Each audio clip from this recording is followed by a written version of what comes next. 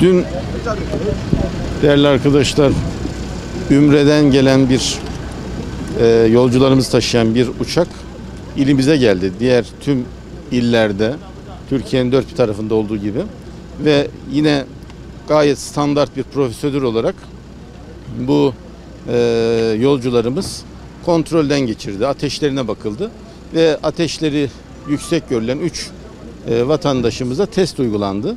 Yine çok standart bir prosedür olarak Türkiye'nin her yerinde uygulandığı gibi ve bu 3 vatandaşımızın testleri de pozitif çıkmadı, negatif çıktı. Yani herhangi bir virüs tespit edilmedi.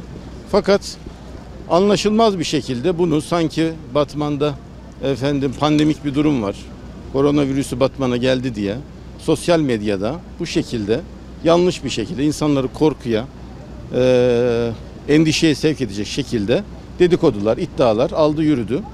Vatandaşlarımız bunlara iltifat etmesinler gerçekten. Batman'da böyle bir durum yok.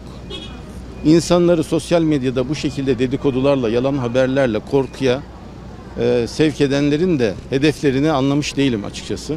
Böyle bir şeytani dürtü var insanlarda. Bunu anlamak çok zor. Böyle bir şey yok. Ben vatandaşlarımızı buradan uyarıyorum.